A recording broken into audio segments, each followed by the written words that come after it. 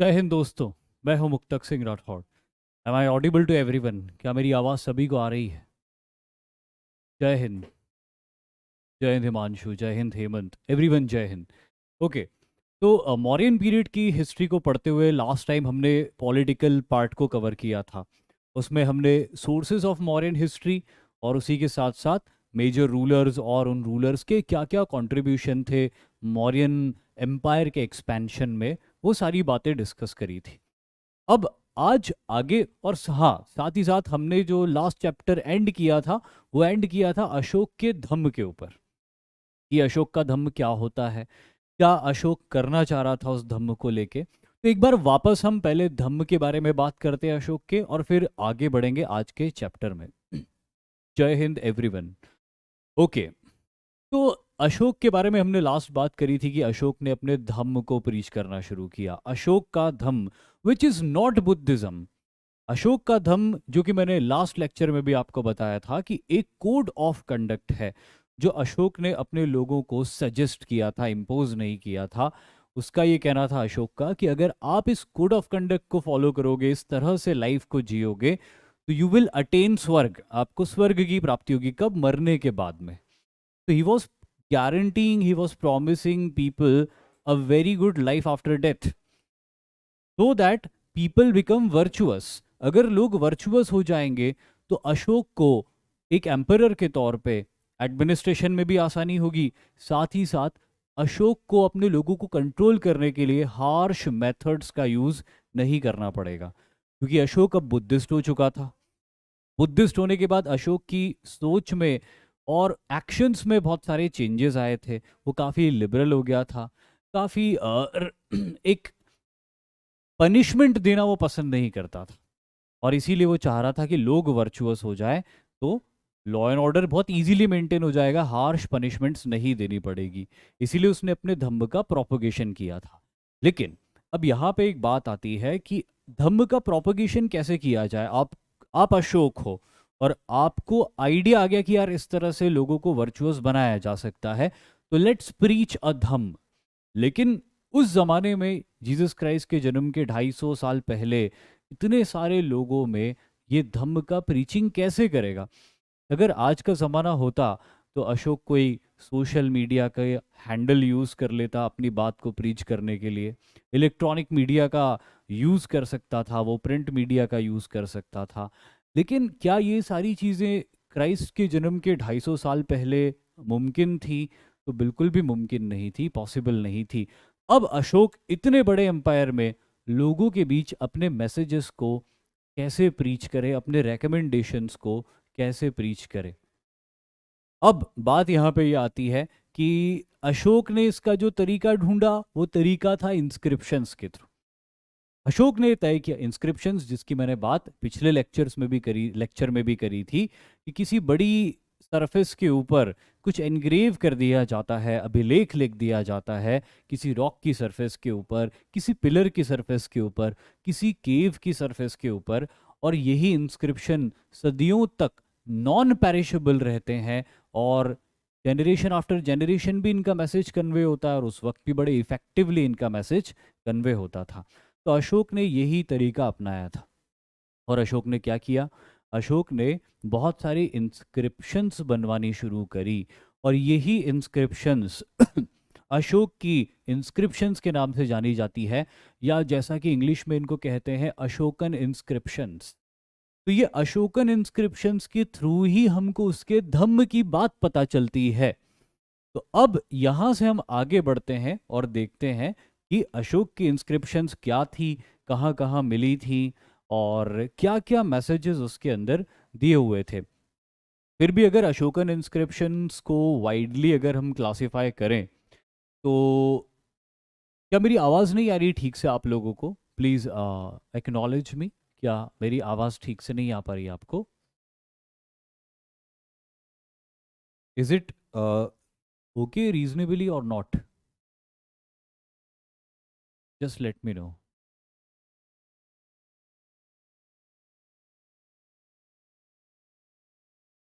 Okay, ठीक है। Okay fine. तो अशोकन इंस्क्रिप्शन को अगर अपन कैटेगराइज करें तो मैंने इसको आप लोगों की सहूलियत के लिए, आप लोगों की क्लैरिटी के लिए 3 पार्ट में डिवाइड किया है। एक पहला जो कि है 14 मेजर रॉक एडिक्ट्स।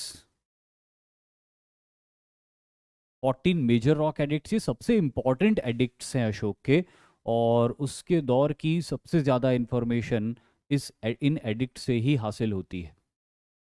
दूसरे हैं उसके पिलर एडिक्ट्स, जिनको हम 7 पिलर एडिक्ट्स भी कहते हैं, जो भारत में अलग अलग, ये दोनों ही 14 मेजर रॉक एडिक्ट्स हों या 7 पिलर एडिक्ट्स हों, ये भारत के अलग अलग इलाकों में हमको मिली है, इंडियन सब कॉन्टिनेंट में फैली हुई मिली है।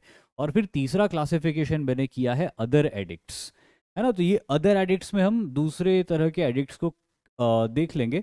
वैसे मैंने ये आपकी सहूलियत के लिए 3 तरह का क्लासिफिकेशन किया है ताकि आपको कंफ्यूजन ना हो, वरना ट्रेडिशनली इसका क्लासिफिकेशन ऐसा होता है कि 14 major rock edicts, 7 pillar edicts, फिर उसके बाद में आते हैं माइनर एडिक्ट्स,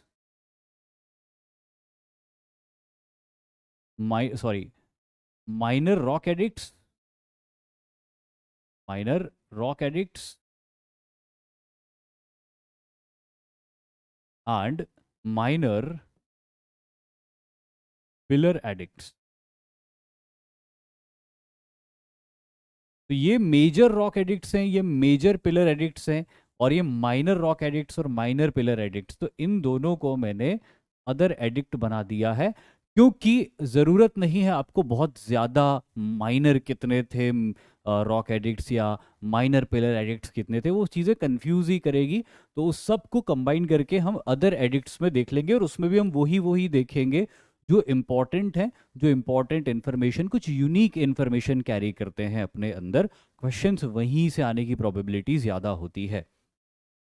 तो ये 14 मेजर रॉक एडिक्ट्स जो थे, एक बार पहले भी मैं ये बता चुका हूँ कि ये 14 मेजर रॉक एडिक्ट्स का ये मतलब नहीं कि 14 अलग अलग जगहों पर एडिक्ट मिले थे। 14 मेजर रॉक एडिक्ट का मतलब ये है 14 set of points written on a rock found from different places in the Indian सब कॉन्टिनेंट।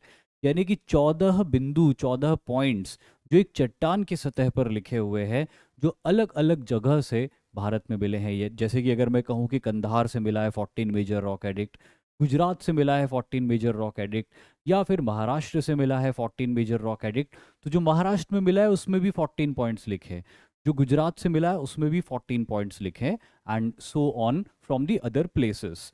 ये जो 14 मेजर रॉक एडिक्ट्स हैं, जैसे कि हमने बताया, इन 14 रॉक मेजर रॉक एडिक्ट्स जो होते हैं, ये 14 मेजर रॉक एडिक्ट्स कहाँ कहाँ से मिले हैं, और इन 14 पॉइंट्स में क्या क्या लिखा हुआ है, एक एक करके हम देखते हैं। तो सबसे पहली बात करते हैं कहाँ कहाँ से मिले हैं 14 मेजर रॉक एडिक्ट्स।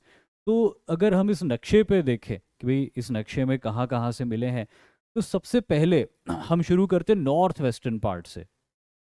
तो नॉर्थ वेस्टर्न पार्ट में हमको मिले हैं कंधार से। कंधार जो कि अब कहाँ है, अफगानिस्तान में है। तो ये हमको मिला है कंधार से, ये हो गया कंधार।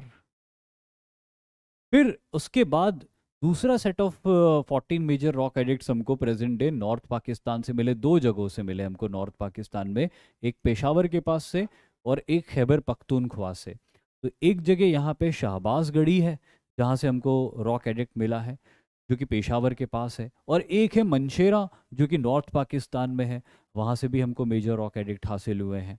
फिर उसके बाद हम सीधे आ जाते हैं नॉर्दर्न इंडिया में, और यहाँ पे है देहरादून। देहरादून, वहाँ पे कलसी नाम की जगह है, वहाँ से भी हमको मेजर रॉक एडिक्ट्स हासिल होते हैं। फिर हम पहुँच जाते हैं गुजरात। गुजरात के अंदर जूनागढ़ हमको हासिल होता है। जूनागढ़ में हम गिरनार नाम की जगह के पास में जूनागढ़ है, जो कि अपने सासनगीर नेशनल पार्क के एशियाटिक लायंस के लिए भी बहुत मशहूर है। वहीं से हमको एक मेजर रॉक एडिक्ट हासिल होता है। Then we go to Maharashtra region. यहाँ पे मॉडर्न डे मुंबई के पास में सुपारा नाम की जगह है, और वहाँ से भी हमको एक मेजर रॉक एडिक्ट हासिल होता है। Then we move into Andhra Pradesh region. यहाँ पे येर्रागुड़ी, YERRAGUDI, येर्रागुड़ी नाम की जगह है, जहाँ से अगेन हमको एक मेजर रॉक एडिक्ट हासिल होता है। फिर हम चले जाते हैं उड़ीसा। उड़ीसा में भुवनेश्वर के पास से हमको मेजर रॉक एडिक्ट हासिल होता है। तो इस तरह अगर आप ध्यान दो तो जो अशोक का एम्पायर था, उस एम्पायर की पूरी पेरीफेरी में अशोक ने ये मेजर रॉक एडिक्ट्स बनवाए थे, जो सरवाइव कर गए टेस्ट ऑफ टाइम को। और बाद में, जैसे कि मैंने आपको बताया था पिछले लेक्चर में भी, कि ब्रिटिश एक्सप्लोरर जेम्स प्रिंसिप ने इन एडिक्ट्स को ना सिर्फ एक्सप्लोर किया, डिस्कवर किया, बल्कि इनके ऊपर लिखी हुई स्क्रिप्ट को डिसाइफर भी किया। और डिसाइफर करने के बाद ही उन एडिक्ट से रिलेटेड सारे कंक्लूजन्स निकलकर हमारे सामने आते हैं। तो भारत में इन अलग अलग जगहों से ये 14 मेजर रॉक एडिक्ट्स मिलते हैं। अब बात आती है कि इन 14 मेजर रॉक एडिक्ट के अंदर 14 मेजर रॉक एडिक्ट के अंदर क्या क्या लिखा हुआ होता है। तो ये एडिक्ट का नंबर हमने लिखा है और उसके सामने उसका मैसेज लिखा है। पाकिस्तान में शाहबाजगढ़ी और मनशेरा, ये दो जगह है जहां पर इनके एडिक्ट्स मिले हैं। ठीक है। सबसे पहला एडिक्ट जो कहता है एनिमल सेक्रीफाइसेस प्रोहिबिशन के बारे में, अशोक ये कहते हैं पहले एडिक्ट के अंदर, वो ये बोलते हैं कि एनिमल्स के जो सेक्रीफाइस होता है, एनिमल्स का सेक्रीफाइस दो ही पर्पस से होता था, प्राइमरीली एक ही पर्पस से होता था और वो होता था फूड। दूसरा पर्पस होता था किसी रिचुअल रिलीजियस सेरेमनी के चलते एनिमल का सेक्रीफाइस करना। इनको अशोक कंडेम करते और अशोक ये कहते हैं कि एनिमल सेक्रीफाइसेस नहीं होने चाहिए, प्रेफरेबली नहीं होने चाहिए, और अगर हो भी रहे हैं तो वो ये कहते हैं कि कम होने चाहिए।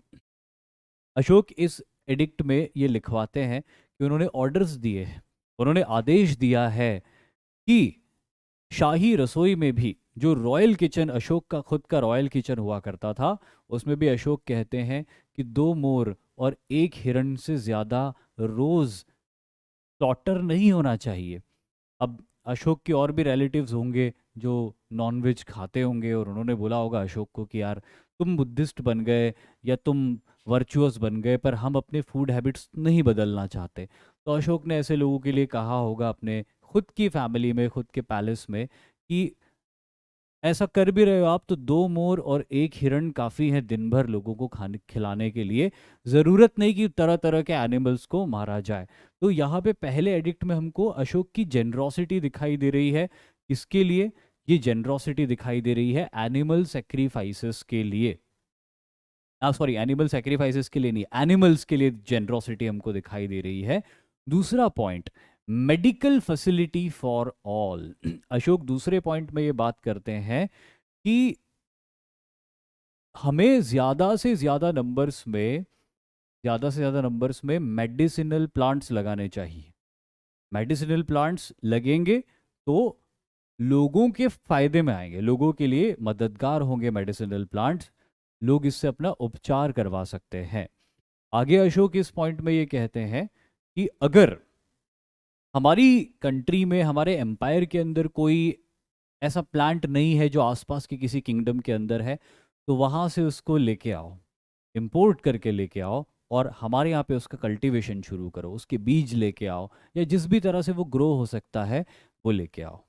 वही वो ये भी कहते हैं कि अगर कोई ऐसा किंगडम है आसपास जिनके पास कुछ ऐसे मेडिसिनल प्लांट्स ना हो जो हमारे पास हैं, तो हमें उन्हें भी देना चाहिए, ताकि सभी लोगों का कल्याण हो, है ना। क्योंकि दवाइयाँ जो है ये पेड़ पौधों से, आज जो एलोपैथी आप खाते हो ना, उस एलोपैथी के अंदर भी जो एक्चुअल मेडिसिन आती है वो किसी न किसी प्लांट से ही बन के आती है। तो प्लांट्स का, मेडिसिनल प्लांट्स का बहुत यूज़ रहा है ह्यूमंस की डिसीजेस को क्योर करने के लिए, और उसी पे यहाँ पे ये जो पॉइंट है ना, ये पब्लिक वेलफेयर के ऊपर फोकस हो रहा है अशोक का। यहाँ पे अशोक पब्लिक वेलफेयर की बात कर रहे हैं, उनके लिए मेडिकल फैसिलिटीज़ को बढ़ा के। डिसाइफर का मतलब होता है कोई ऐसी लैंग्वेज जो कोड्स में हो, उसके कोड्स को ब्रेक करके उसको समझ लेना, उसको, उसका मतलब होता है डिसाइफर। तीसरा point, generosity to scholars and preaching of धम्म।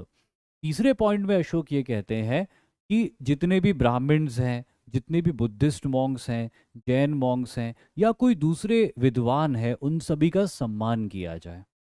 और साथ ही साथ अशोक ये कहते हैं अपने ऑफिसर्स को कि आपका ये रिस्पॉन्सिबिलिटी है कि आप धम्म का प्रीचिंग करोगे, ज़्यादा से ज़्यादा धम्म की बातों को आप फैलाओगे। तो यहाँ पे तीसरे नंबर में ये 2 पॉइंट्स हमको दिख रहे हैं, एक विद्वानों का सम्मान किया जाए और दूसरा धम्म की प्रीचिंग की जाए। तीसरा, या तीसरा नहीं, चौथा, धम्म घोष ओवर भेरी घोष। ये एक बहुत इंपॉर्टेंट पॉइंट है जो अशोक की फॉरेन पॉलिसी के बारे में बता रहा है, अशोक की डिप्लोमेसी के बारे में बता रहा है। दरअसल बात यह है यहाँ पे कि अशोक ने ये डिक्लेयर किया था कि अब सिर्फ धम्म घोष होगा, messages of Dhamma will be preached and not the warfare. अब युद्ध नहीं करेंगे हम। पहले ये लोग क्या करते थे, टेरिटोरियल एक्सपेंशन करते थे, अपनी सेनाएं लेके जाते थे दूसरे इलाकों में और उन्हें कॉन्कर कर लेते थे। अशोक अब कहते हैं कि अब जो भी कॉन्क्वेस्ट होगा वो धम्म से होगा। अगर कहीं के लोगों ने हमारे धम्म की बात को एक्सेप्ट किया, यही हमारा कॉन्क्वेस्ट होगा। तो अब अशोक स्पिरिचुअल कॉन्क्वेस्ट पे आ गए थे और उन्होंने जो पॉलिटिकल कॉन्क्वेस्ट होता था या टेरिटोरियल कॉन्क्वेस्ट होता था उसकी पॉलिसी को ड्रॉप कर दिया था। उसे भेरी घोष बोलते थे। भेरी घोष इसीलिए बोलते थे क्योंकि पुराने वक्त में जब युद्ध होते थे तो युद्ध से पहले ढोल नगाड़े बजते थे, और वो ढोल नगाड़े ट्रम्पेट्स जो भी बजते थे उसी बजने को, साउंड्स को भेरी घोष बोलते थे। यानी कि अगर किसी रूलर ने अपने किंगडम में ये ट्रम्पेट्स बजा दिए, ढोल नगाड़े बजा दिए, तो इसका मतलब ये था कि now they are going for war, अब वो वॉर पे जा रहे। तो अशोक ने बोला कि मेरे किंगडम में कभी भी भेरी घोष सुनाई नहीं देना चाहिए। अगर घोष सुनाई देगा कोई सा भी तो वो सिर्फ और सिर्फ धम्म घोष होगा। तो ये चौथा पॉइंट उनकी पॉलिसी को बता रहा है, उनकी एक डिप्लोमेसी को बता रहा है कि अब उन्होंने वॉरफेयर की पॉलिसी छोड़ दी थी। देखो, अशोक के ऊपर कोई हमला नहीं कर सकता था क्योंकि अशोक बहुत स्ट्रांग था। अशोक की आर्मी उस वक्त, पूरी दुनिया में इतनी स्ट्रांग आर्मी कोई नहीं थी जितनी कि एम्परर अशोक की थी। अशोक अगर इस आर्मी के दम पे चाहते तो पूरा central Asia, Iran, south east Asia, Sri Lanka सब जीत सकते थे। लेकिन उन्होंने उसको इसको नहीं किया और अपनी बात, अपनी धम्म की बात को फैलाने के लिए भी उन्होंने कहा कि फोर्स का यूज़ नहीं होगा। ये पॉइंट जो है ना, जो मैंने लास्ट लेक्चर में भी आपको बताया था कि अशोक को वेस्टर्न स्कॉलर्स ने ग्रेट कहा है, अशोक द ग्रेट कहा है। तो उस अशोक द ग्रेट कहने की वजह जो है वो ये है, धम्म घोष ओवर भेरी घोष। तो ये पॉइंट आपको समझ में आ गया होगा। भेरी घोष जस्ट अभी मैंने समझा दिया है। नाउ फिफ्थ पॉइंट सेज धम्म महामात्रा। पांचवा पॉइंट बात करता है धम्म महामात्र की और दूसरा ट्रीटमेंट ऑफ स्लेव्स की। ट्रीटमेंट ऑफ स्लेव्स की बाद में बात करते, पहले बात करते धम्म महामात्र। ये क्या होता है? एक इंपॉर्टेंट टर्म है और इसको मैं लिख देता हूं, ऑफिसर्स टू स्प्रेड धम्म। अशोक ने क्या किया, अशोक को धम्म को लेकर अशोक इतना सीरियस था कि अशोक ने ये तय किया कि अब धम्म की बातों को प्रीच करने के लिए स्पेशल ऑफिसर्स अपॉइंट किए जाएंगे। और इन स्पेशल ऑफिसर्स को, जो सिर्फ और सिर्फ धम्म की बात को प्रीच करने के लिए अपॉइंट किए गए थे, उन्हें धम्म महामात्र कहा जाता था। तो ये धम्म महामात्र ऑफिसर्स जो होते थे ना, इनका किसी भी तरह का कोई एडमिनिस्ट्रेटिव काम नहीं होता था, लॉ एंड ऑर्डर मेंटेन करने का काम नहीं होता था। इनका सिर्फ और सिर्फ स्पिरिचुअल काम था, यानी धम्म के मैसेजेस को लोगों तक फैलाना। और दूसरी बात जो अशोक कहते हैं यहाँ पे वो है, it is all about treatment of slaves. Ashok कहते हैं कि जो गुलाम होते हैं, जो स्लेव्स होते हैं, एंशिएंट इंडिया के अंदर स्लेवरी का ट्रेडिशन था। हालांकि मैगस्थनीज ने अपनी किताब इंडिका के अंदर ये लिखा हुआ है कि इंडिया में स्लेवरी एग्जिस्ट नहीं करती थी। लेकिन यहाँ पे अशोक अपने 14 एडिक्ट्स में से एक एडिक्ट में ये कह रहे हैं कि स्लेव्स के साथ में इंसानों की तरह मानवतापूर्ण व्यवहार किया जाए। तो यहाँ पे ये बात एस्टैब्लिश हो रही है अशोक के हवाले से कि स्लेवरी एग्जिस्ट होती थी।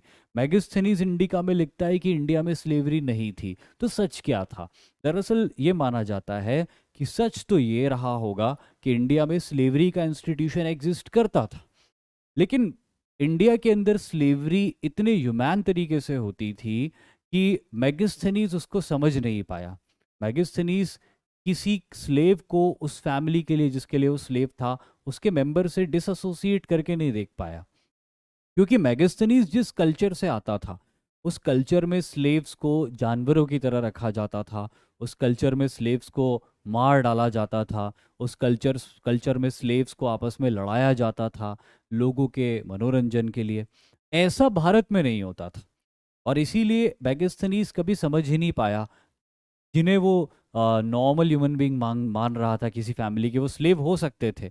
बट जो स्लेवरी की डेफिनेशन मैगस्थनीज के माइंड में थी, वैसी स्लेवरी इंडिया में एग्जिस्ट ही नहीं करती थी। इसीलिए, लेकिन फिर उसके बाद भी देखो अशोक क्या कह रहा है, अशोक ये कह रहा है कि अपने स्लेव्स के साथ में ह्यूमैनली ट्रीट किया जाना चाहिए। तो ये पॉइंट यहाँ पर इस्टेब्लिश होता है। अगला point, Kings desire for the welfare of his people. लोगों का, यहाँ पे अगेन अशोक एक इंपॉर्टेंट बात बोल रहा है। अशोक ये कह रहा है कि मेरे लोगों का वेलफेयर होना चाहिए, और मेरे लोगों के वेलफेयर के लिए मैं 24 आवर्स मौजूद हूँ। अशोक कहते हैं कि अगर मैं रात को सो भी रहा हूँ और मेरे लोगों के वेलफेयर से जुड़ी हुई कोई बात है जिसके लिए मुझे मेरा जागना ज़रूरी है, तो मुझे आके जगाओ। I will not mind, I will not punish that person, लेकिन मेरे लिए मेरे लोगों का वेलफेयर सबसे ऊपर है। तो this point is again talking about the welfare of the common people. Now comes the next point, that is religious tolerance. Ashok, emperor Ashok ये कहते हैं कि religious tolerance is very important. Religious tolerance, sectarian tolerance. Ashok कहते हैं कि कभी किसी के धर्म की बुराई नहीं करना चाहिए, क्योंकि वो ये कहते हैं कि अगर आप ऐसा करते हो तो you are harming your own religion. ऐसा अशोक का कहना था। और दूसरे रिलीजन को टॉलरेट करना चाहिए, उनके लिए सहिष्णु होना चाहिए। तो this point was very relevant then and very relevant now. Religious tolerance, सातवां पॉइंट है ये, जो पूरी तरह से रिलीजियस टॉलरेंस के एस्पेक्ट को डिवोटेड है। फिर आठवां जो इनका अभिलेख है, आठवां इनका एडिक्ट है, वो इनकी विजिट के बारे में बता रहा है। अशोकास विजिट टू बोध गया। अशोक इतने वक्त, देखिए अशोक इतने बड़े एम्परर बन गए थे, सब कुछ हो गया था, फिर भी अशोक को टाइम नहीं मिला बोध गया विजिट करने का।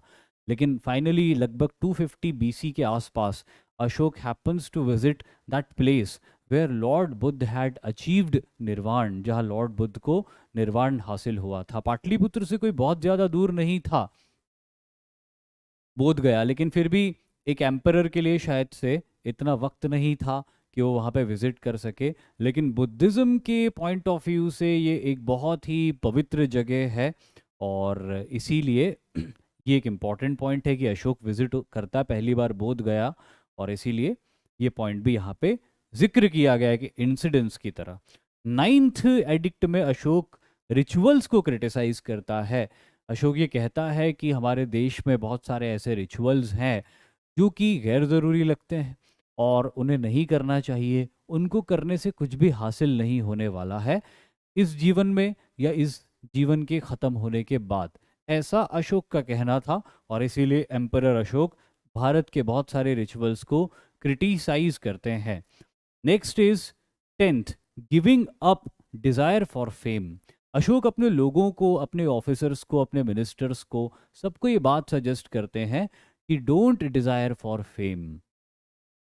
वो कहते हैं कि अपनी प्रशंसा, अपने अहंकार के लिए काम मत करो, और धम्म के मैसेज को फैलाने के लिए काम करो। बी वर्चुअस, है ना। अशोक कहते हैं कि फेम वेम से कुछ नहीं होने वाला, सब खत्म हो जाती है फेम। इंसान के खत्म होने के बाद उसके लिए उसकी फेम भी खत्म हो गई।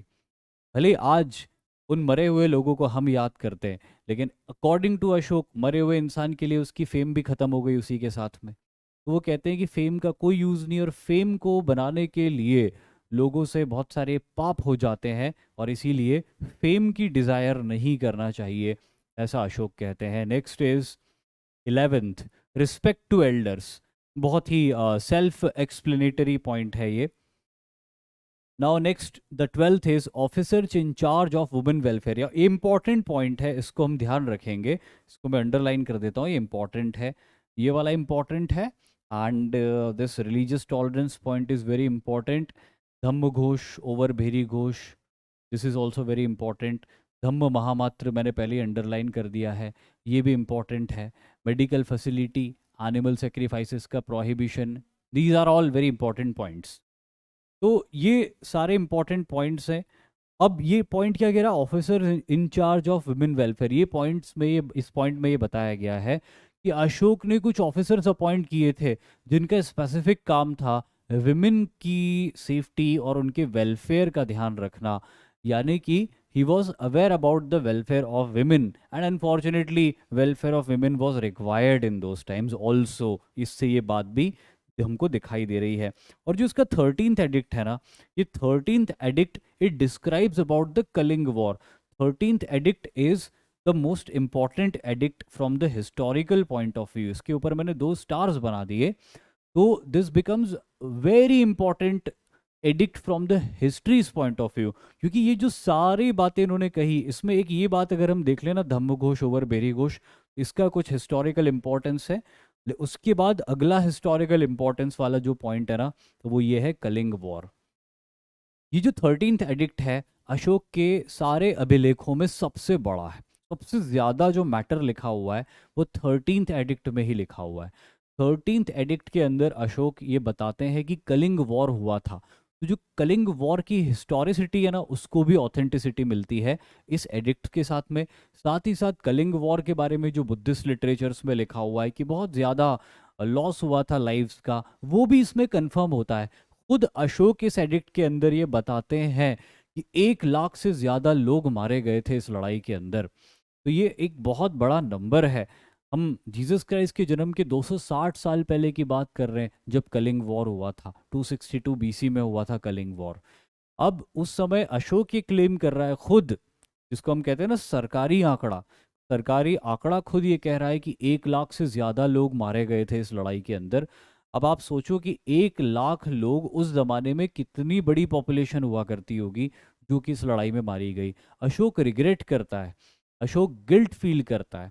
अशोक ये कहता है इस एडिक्ट में कि मुझे ऐसा लगता है कि कलिंग वॉर से जो मिसफॉर्चून मेरे ऊपर आया है वो मिसफॉर्चून कभी ख़त्म नहीं होगा। लाइफ लॉन्ग मैं कुछ भी कर लूँ लेकिन वो मिसफॉर्चून मेरे साथ हमेशा बना रहेगा जो मेरी वजह से इतने सारे लोग मारे गए। और आगे अशोक इस एडिक्ट में ये कहता है कि वो अपने आने वाली जेनरेशन को कहता है कि भाई आप भी इससे दूर रहो। वो अपनी आने वाली जनरेशन को ये सजेस्ट करता है कि ऐसा युद्ध जिसमें इतना ब्लड शेड हो ऐसा दोबारा नहीं होना चाहिए। तो अपनी आने वाली जनरेशन को पैसिफाई करता है युद्ध लड़ने से। और जो युद्ध उसने लड़ा था और जो कलिंग की जीत उसने करी थी उसको भी वो रिग्रेट करता है, मरे हुए लोगों का आंकड़ा देता है। और वो अपने आप को दुर्भाग्यशाली भी समझता है जब वो ये कहता है कि इसके मिस फॉर्चून से मैं कभी भी निकल नहीं पाऊंगा। तो ये 13th एडिक्ट है। और 13th पे मैंने यहाँ पे ख़त्म कर दिया है। एक 14th एडिक्ट भी है क्योंकि नाम ही इसका 14 मेजर रॉक एडिक्ट से। लेकिन 14th एडिक्ट जो है ना उसमें कोई इन्फॉर्मेशन नहीं दी हुई है। वो एक जिसको हम कहते हैं ना कि कोई टीवी सीरियल शुरू होने से पहले डिस्क्लेमर आता है। तो 14th एडिक्ट जो है ना वो डिस्क्लेमर की तरह है, जिसमें अशोक ये कहता है कि अगर ऊपर लिखे हुए एडिक्ट में कोई गलती हो गई हो तो वो गलती मेरी गलती नहीं है, वो लिखने वाले की गलती है। मुझे अदरवाइज ना लिया जाए, मेरे किसी पॉइंट को गलत ना समझा जाए। अगर लिखने में कोई गलती हो गई है तो मैंने एक अच्छे इंटेंशन से लिखा है। तो 14th पॉइंट जो अशोक का है वो एक डिस्क्लेमर की तरह है। बाकी जो इम्पोर्टेंट पॉइंट्स है वो ये 13 पॉइंट्स इम्पोर्टेंट है। अब अगला जो पॉइंट आता है, अगला पॉइंट है 7 पिलर एडिक्ट्स। तो ये जो 7 पिलर एडिक्ट्स थे पहले ये देख लेते कि कहाँ कहाँ से मिले थे। तो एक मिला था आपको कंधार से। अच्छा हाँ कंधार मैंने वहाँ पे भी जिक्र किया था ना, जस्ट लेट मी चेक। हाँ यस, कंधार से हमको मेजर रॉक एडिक्ट भी मिला है और कंधार से हमको पिलर एडिक्ट भी मिला है। तो ये एक बात कंधार को इम्पॉर्टेंट बनाती है हिस्टोरिकली।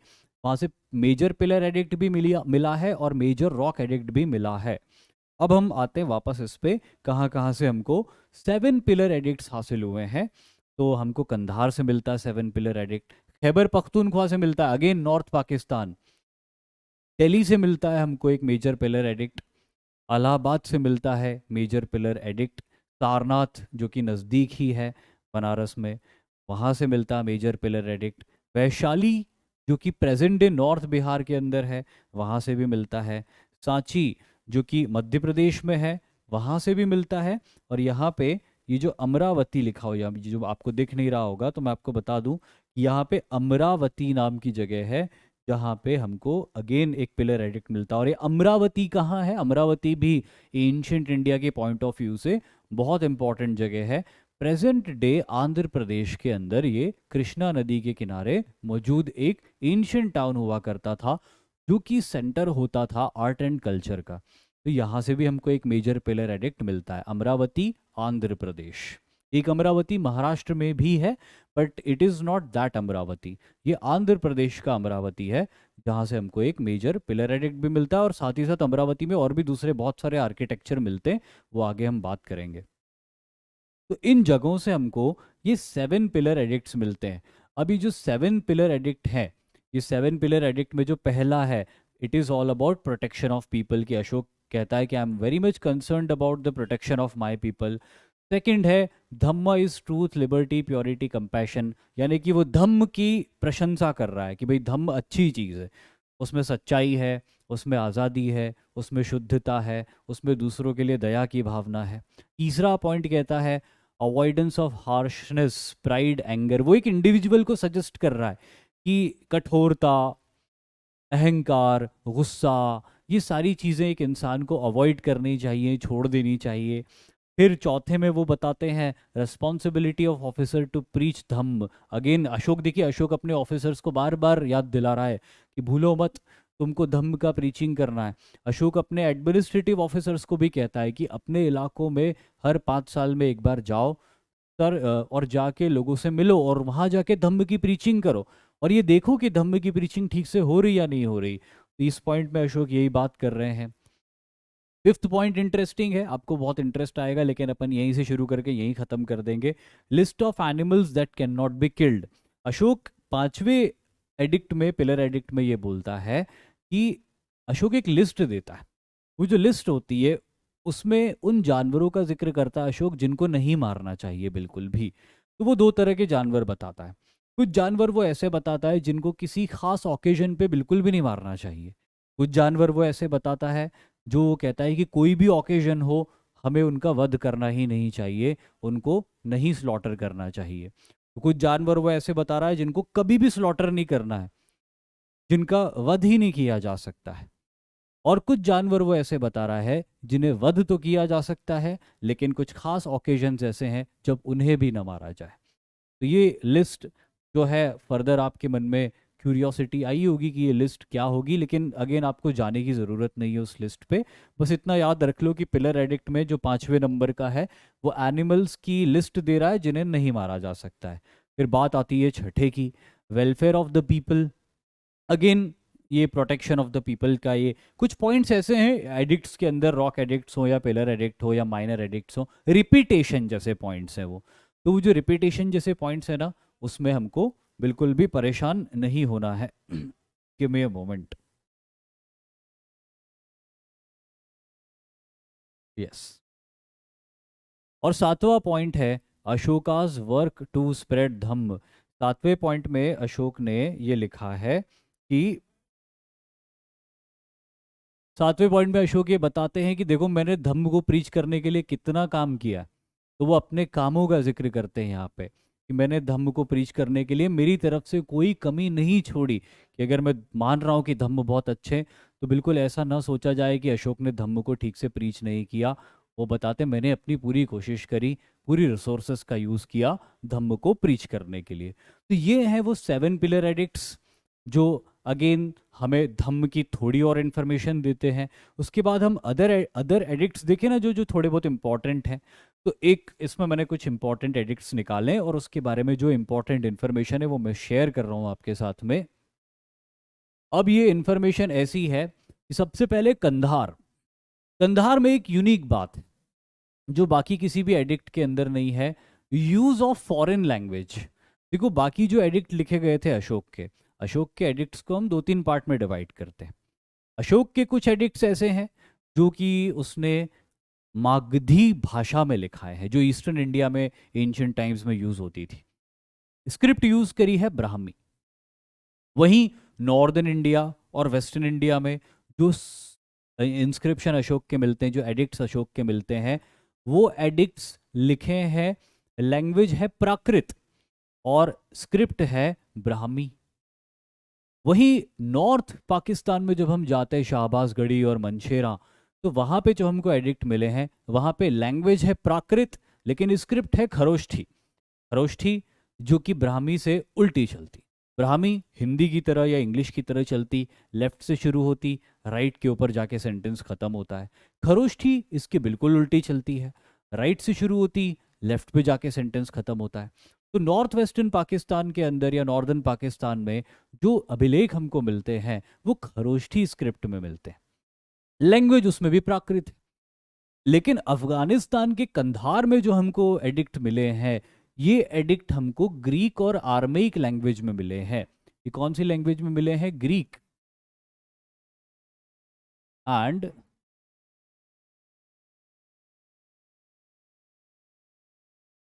इसको बायलिंगुअल एडिक्ट भी बोलते हैं। इसको क्या बोलते हैं? बायलिंगुअल एडिक्ट भी बोलते हैं, क्योंकि ये दो भाषाओं में हमको मिला है।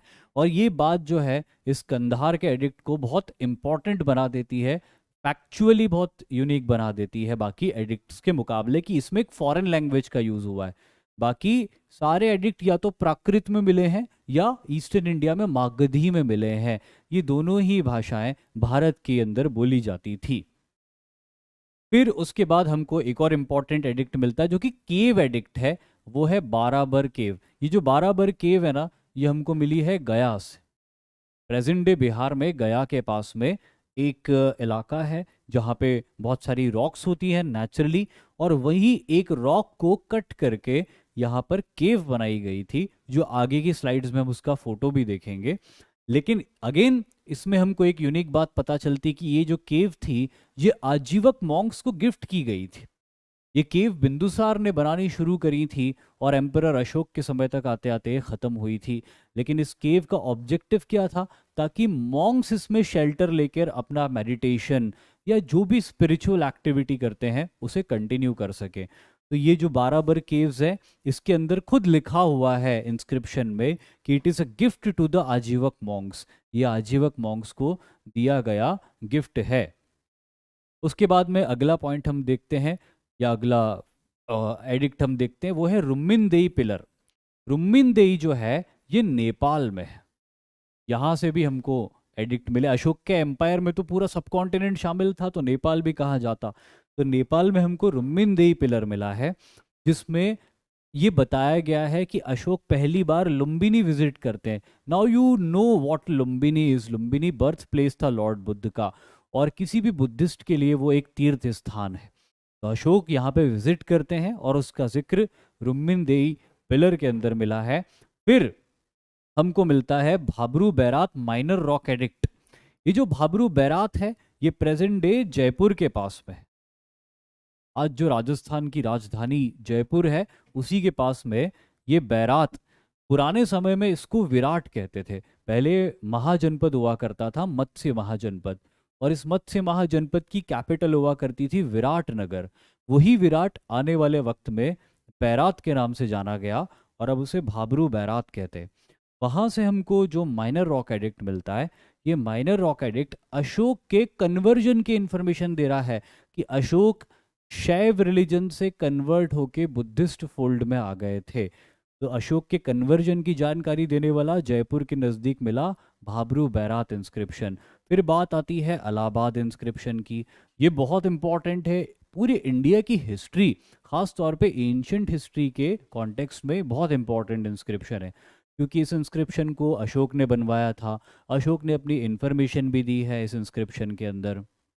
अशोक के बाद में इसी पिलर के ऊपर समुद्रगुप्त की इंफॉर्मेशन भी हमको हासिल होती है, और बाद में मिडाइवल टाइम्स में जहांगीर भी इसके ऊपर कुछ इंस्क्रिप्शंस बनवाता है। तो ये जो इलाहाबाद पिलर है ना, ये अपने आप में बहुत ज़्यादा इंपॉर्टेंस रखता है। इस इलाहाबाद पिलर को क्वींस एडिक्ट भी कहा जाता है। ये बहुत इंपॉर्टेंट है, इसके कई क्वेश्चंस पूछे गए हैं। तो मैं आपको बता दूं कि क्वींस एडिक्ट क्या होता था। दरअसल कोई खास बात नहीं थी। अशोक ने इस एडिक्ट के अंदर ये बताया था कि मेरी एक रानी है, उसकी कई रानियां थी, उसमें वो दूसरी रानी का जिक्र करता है। उसका नाम इस एडिक्ट के अंदर लिखा हुआ है, और उस रानी का नाम होता है कौरवाकी।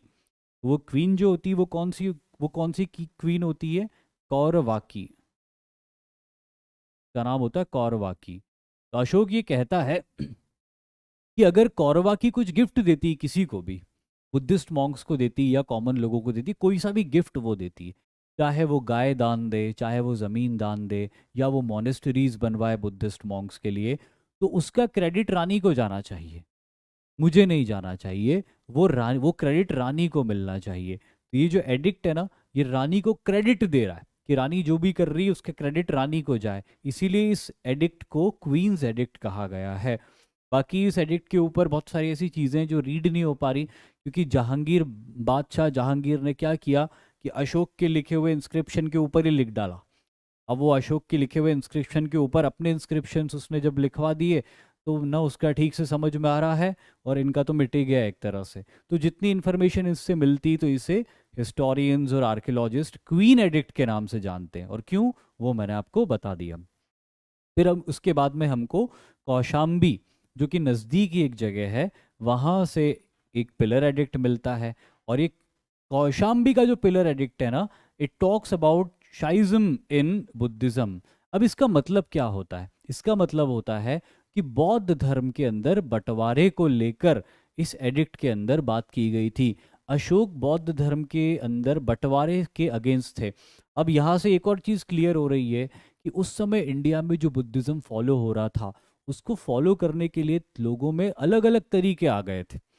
ग्रुप ए बुद्धिज्म को किसी और तरीके से फॉलो कर रहा होगा, ग्रुप बी बुद्धिज्म को किसी और तरीके से फॉलो कर रहा होगा, और अशोक इसको डिस्कार्ड करता है। अशोक कहता है कि भाई ऐसा नहीं होना चाहिए। So it talks about schism in Buddhism. And then the last is गुर्जरा।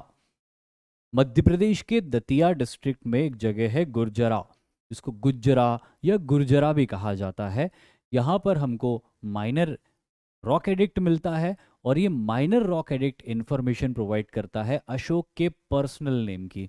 अशोक के जितने भी एडिक्ट्स मिले हैं, उन सारे एडिक्ट में अशोक का नाम नहीं लिखा हुआ है। बहुत कम एडिक्ट्स हैं ऐसे जिसमें अशोक के नाम का जिक्र हुआ है, word Ashoka has been used. Otherwise जितने भी एडिक्ट्स हमको मिलते हैं, जहाँ जहाँ पर भी अशोक की बात आती है, तो जो नाम लिखा हुआ मिलता है हमको, वो नाम मिलता है देवनाम। देवनाम प्रिय राजा, राजा प्रियदर्शी।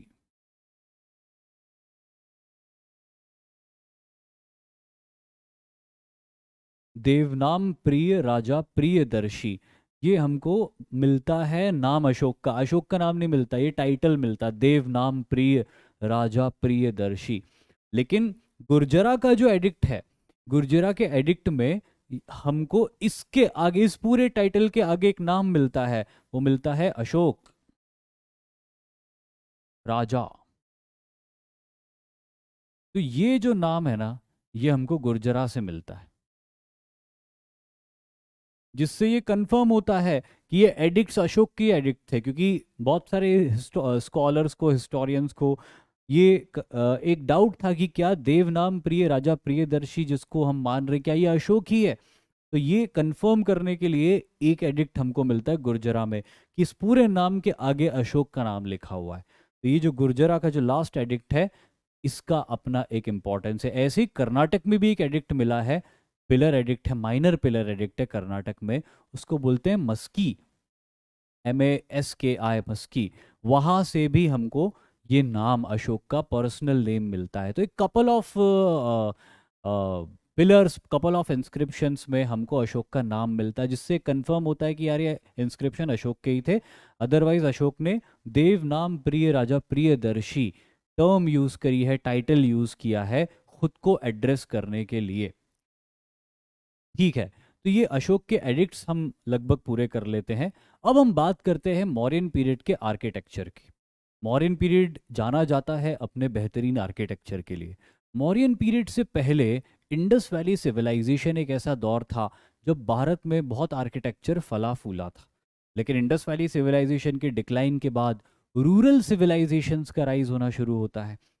ट्रेड एकदम से कमज़ोर पड़ जाता है, as a result of which architecture भी हमको कहीं दिखाई नहीं देता। लेकिन महाजनपद पीरियड आते आते 600 BC आते आते सेकेंड अर्बनाइजेशन होता है भारत का। एक बार फिर से बिल्डिंग्स बनना शुरू होती है, और ऐसे में डेवलप होता है मौर्यन एम्पायर। और मौर्यन एम्पायर जो कि बहुत रिच एम्पायर था, जिसके पास बहुत रेवेन्यू कलेक्शन होता था, बहुत वेल्थ होती थी, तो ये मौर्यन एम्पायर इस वेल्थ की छाप छोड़ के जाते हैं अपने आर्किटेक्चर के फॉर्म में। कोई भी एम्पायर कितना स्ट्रांग था ये इस बात से तय होता है, कितना इकोनॉमिकली स्ट्रांग था ये इस बात से तय होता है कि उसका रेवेन्यू कैसा था। जैसे Indus Valley civilisation, great architecture, 5,000 साल बाद भी मिला इंटैक्ट। मौर्यन पीरियड के आर्किटेक्चर, और आज भी उसके कुछ ऐसे आर्किटेक्चरल फीचर्स हैं या कुछ ऐसे आर्किटेक्चरल मास्टरपीस हैं जो देखते ही बनते हैं। उसके बाद गुप्ता एज के अंदर बेहतरीन आर्किटेक्चर का डेवलपमेंट हुआ। राजपूत पीरियड के अंदर बेहतरीन आर्किटेक्चर डेवलप हुए, जैसे खजुराहो के मंदिर, जो आज तक ऐसा लगता है कि ऐसी चीज़ें कोई नहीं बना सकता। फॉलोइंग दैट मुगल पीरियड में कुछ ऐसे आर्किटेक्चर्स बने जो कि बहुत ही बेहतरीन थे। तो ये जो सारे एजेस हैं जहाँ हमको कुछ बेहतरीन आर्किटेक्चर मिले जो अब तक सरवाइव कर गए, इसका मतलब था कि उस दौर में इकोनॉमिक प्रॉस्पेरिटी बहुत होती थी। तो उस बेसिस पे हमने मॉडर्न आर्किटेक्चर को ये 4-5 भागों में बांटा है। अब ये जो देखते हैं हम, सबसे पहले हम बात करते हैं रॉक कट केव आर्किटेक्चर की, दूसरी बात करेंगे पिलर आर्किटेक्चर की, तीसरी स्कल्पचर्स यानी मूर्तियों की, चौथी स्तूप और पांचवी पैलेस। अब देखते हैं ज़रा क्या क्या होता है अलग अलग तरह के आर्किटेक्चर में। जो पहला है, this is rock cut architecture, या इसके लिए एक और टर्म यूज होती है, वो टर्म है मोनोलिथिक।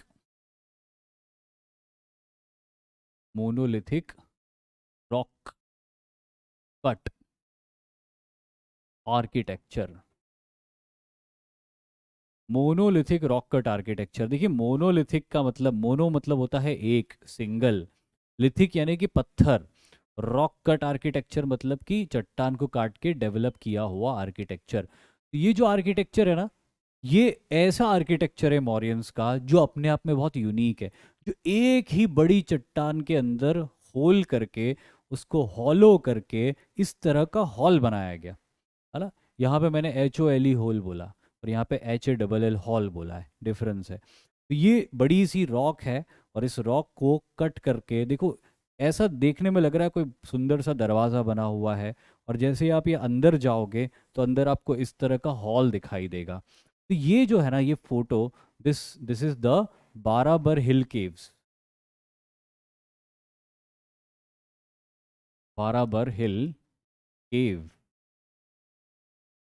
बाराबर की पहाड़ियां हैं ये वही बाराबर की हिल केव्स है जिसके बारे में भी हमने थोड़ी देर पहले बात करी थी कि आजीवक सेक्ट के मॉन्क्स को ये गिफ्ट की गई थी। तो ये बाराबर हिल केव्स है, और यहाँ पर हमको एक बेहतरीन नमूना देखने को मिलता है रॉक कट आर्किटेक्चर का, और वो नमूना ये होता है कि मौर्यन आर्टिशन सिर्फ और सिर्फ छेनी और हथौड़ा लेकर पहले एक मार्किंग करके दरवाजे जैसा बनाते हैं, फिर उसको खोद खोद के अंदर तक जाते हैं, और अंदर जाने के बाद फर्दर बड़े स्केल पर एक्सकेव करते हैं, ब्रेक करते हैं रॉक्स को, और उन बड़े बड़े टुकड़ों को इस जगह से बाहर फेंकते जाते हैं। धीरे धीरे करके इतनी बड़ी स्पेस अंदर क्रिएट हो जाती है, और फिर ये गुफा जैसा बन जाता है कि ऐसी गुफा जिसके अंदर बहुत सारे लोग कंफर्टेबली शेल्टर ले सकते थे, और बहुत सारे लोग इसके अंदर मेडिटेशन कर सकते थे।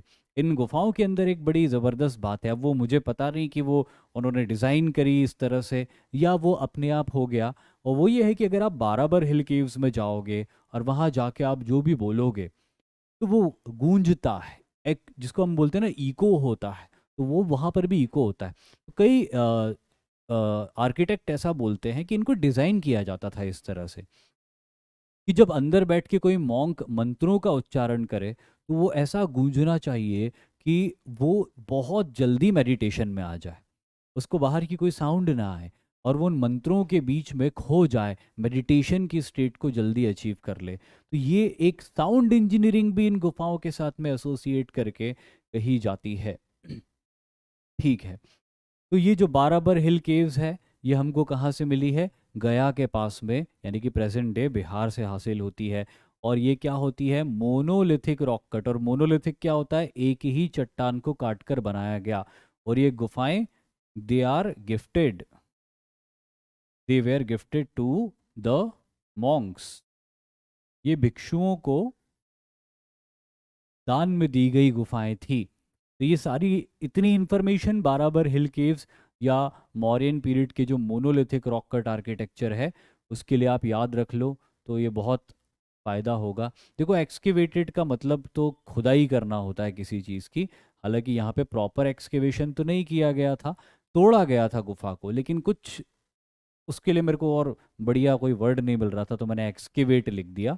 एग्जैक्ट वर्ड नहीं है एक्सकेवेशन, डिगिंग वर्ड यहाँ पे ज़्यादा सही होगा। Digging the rocks from inside and making it hollow. और इसमें सिर्फ और सिर्फ छेनी और हथौड़े का यूज़ होता है। उसके बाद one of the most strikingly beautiful architecture of Mauryan period is the Mauryan pillar. अब आप इस मौर्यन पिलर को देख सकते हो, तो पहले ये वाला फोटो आप देखो तो एकदम से आप समझ जाओगे कि यार ये हमारा नेशनल एम्बलम है। फिर यही एक्चुअली मौर्यन पिलर था जो हमको सारनाथ से मिला था। Present day eastern Uttar Pradesh में बनारस के पास में सारनाथ है, और वहीं सारनाथ से हमको ये सुंदर कलाकृति मिलती है। और ये इतनी सुंदर कलाकृति है, इतनी परफेक्टली इसको डिज़ाइन किया गया है कि भारत सरकार ने आज़ादी के बाद इसमें 1 इंच का भी, 1 सेंटीमीटर का भी बदलाव किए बगैर इसको एज इट इज़ अपना नेशनल एम्बलम बना लिया। भारत जैसा कंट्री जिसकी इतनी ग्लोरियस हिस्ट्री रही है, जिसमें इतने ग्रेट लोग रहे हैं, ग्रेट आर्किटेक्चर रहा है, उस भारत ने अपना नेशनल एम्बलम एक ऐसे सिंबल को बनाया, वो सिंबल जो कि आज से 2000 सवा 2000 साल पुराना था, और इतना परफेक्ट था कि 1947-50s में भी ये सुंदर दिखाई दे रहा था कि यार इसको हम अपने राष्ट्रीय चिन्ह की तरह यूज कर सकते हैं। और आप भी जानते ही हो कि भारत में ये चिन्ह सरकार का निशान होता है, it is the symbol of government. आप भी जब कमीशन हो जाओगे, जो लोग आर्मी में जाएंगे, नेवी या एयरफोर्स में जाएंगे, तो उनकी रैंक्स में भी ये लगा हुआ रहता है। आपने देखा होगा कि इंडियन आर्मी के जो मेजर होते हैं, मेजर साहब की यहाँ पे एक ये नेशनल एम्बलम का चिन्ह लगा हुआ रहता है। तो ये सरकारी निशान है भारत का। और इतना बेहतरीन आर्किटेक्चर था कि गवर्नमेंट ने 1 रुपए का बदलाव नहीं किया इसके अंदर, एज इट इज उसको यूज किया अपने एम्बलम की तरह। जो ये इंडिकेट करता है आर्किटेक्चरली कि हमारा आर्किटेक्चर कितना ज्यादा बेहतरीन था उस वक्त। जीसस क्राइस्ट के जन्म के 2000 साल से पहले की बातें हैं ये सब। अब अगर अपन आर्किटेक्चरली देखें ना, तो इसको इतने फॉलोइंग पार्ट्स में डिवाइड किया है। ये जो पार्ट है ना, इसको बोलते हैं एनिमल। ये है एनिमल वाला पार्ट। यहाँ पे there are 4 lions back to back, इसीलिए इसको क्या कहते हैं, it is also called as the 4 lion capital. ये ऐसा मानते हैं कि ये मौर्यंस का भी एक नेशनल एम्बलम था। मौर्यंस के लिए, मौर्यंस भी अपना राज चिन्ह जो था वो इसको ही मानते थे। 4 लायंस बैक टू बैक। ये जो 4 बब्बर शेर है ना, ये चारों एशियाटिक लायंस है। एशियाटिक लायंस जो होते हैं ना, वो अपने मेन के थ्रू अलग से दिखाई देते हैं। एशियाटिक लायंस की मेन यानी कि उनकी जो आयाल होती है वो यहाँ से ज़्यादा घनी होती है और सर के ऊपर से हल्की होती है। अफ्रीकन लायंस जो होते हैं ना, उनकी सर के ऊपर और दाएं बाएं बहुत बड़ी आयाल होती, यहाँ पे थोड़ी कम होती। तो ये एशियाटिक लायन क्लियर इंडिकेशन है इसकी, मेन देखकर ही कोई भी समझ जाएगा कि it is an Asiatic lion, एक एशियाई बब्बर शेर है। 4 हैं, बैक टू बैक है, नीचे एक घोड़ा है और एक बैल है। तो ये जो है ना, this is called as the animal part. दूसरा, दिस पार्ट जिसके ऊपर ये एनिमल रेस्ट कर रहा है, इसको बोलते हैं अबैकस। अबैकस वो प्लेटफॉर्म है जिसके ऊपर उन्होंने एनिमल को रेस्ट करवाया है। और ये जो तीसरा पार्ट है, ये जो तीसरा पार्ट है, this is the inverted inverted lotus, इसको बोलते हैं इन्वर्टेड लोटस और बेल, या फिर मंदिर की जो घंटी होती है ना, उस मंदिर की घंटी की आकृति में ये दिखाई देता है। तो कुछ आर्किटेक्ट्स ये बोलते हैं कि नहीं यार, ये एक्चुअली कमल का फूल है जिसको इन्वर्टेड कर दिया है, दिस वन। और कुछ बोलते हैं कि नहीं, ये कोई घंटी जैसा है, तो इसको इन्वर्टेड लोटस या बेल कहते हैं। And then comes this part, जिसको हम मेन पार्ट मानते पिलर का, जिसको हम जो हम पिलर का इमेजिनेशन करते हैं, तो वो जो है this is called as shaft. इसको शाफ्ट बोलते हैं। तो ये जो main body of the pillar है वो ये शाफ्ट है। तो एक आ गया हमारा एनिमल, दूसरा आ गया हमारा एबेकस, तीसरा आ गया इन्वर्टेड लोटस और बेल, और चौथा आ गया शाफ्ट। ये जो शाफ्ट है ना, या ये जो पूरा स्ट्रक्चर है इसमें, और हाँ इसमें एक इम्पॉर्टेंट है अशोक चक्र।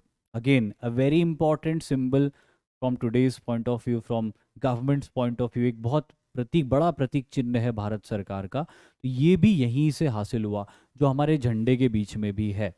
अब बात होती है कि आर्किटेक्चर की हम बात कर रहे हैं तो इसकी क्या खासियत है। सबसे पहले तो इसको बहुत सुंदरता के साथ बनाया हुआ है।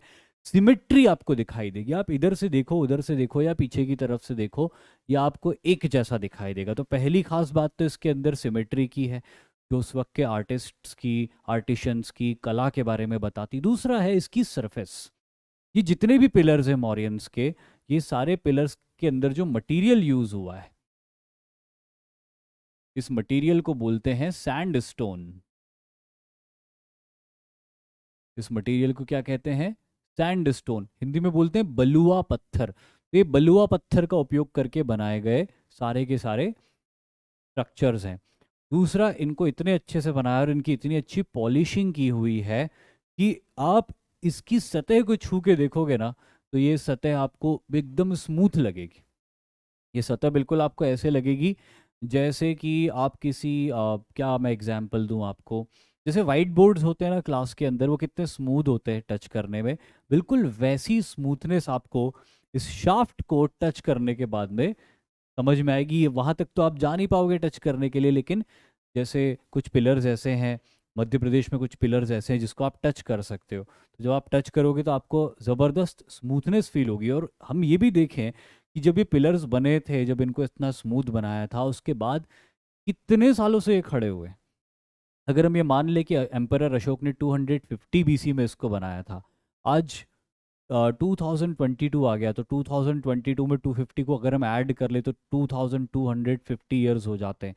तब से लेके अब तक कितनी बारिशें पड़ गई, कितनी ठंड आ गई, कितने आंधी आ गई, कितने तूफान आ गए, लेकिन ये पिलर्स की सतह वैसी की वैसी स्मूथ बनी हुई है। और यही खास बात है मॉडर्न आर्किटेक्चर की, कि बहुत पैसा खर्चा किया मॉडर्न एम्परर्स ने ताकि आर्टिशंस फ्रीली अपने दिमाग और स्किल का यूज़ करें और बेहतरीन आर्किटेक्चर बनाएं। तो ये एक सुंदर कलाकृति हमको दिखाई देती है, मॉडर्न आर्किटेक्चर का एक इम्पॉर्टेंट फीचर। उसके बाद में हम बात करते हैं मॉरियन स्कल्पचर्स की। तो यहाँ पे आपको जो मॉरियन स्कल्पचर्स स्क्रीन पे दिखाई दे रहे हैं, ये मॉरियन स्कल्पचर है एक यक्षिणी का, और ये वाला मॉरियन स्कल्पचर है एक यक्ष का, हेडलेस।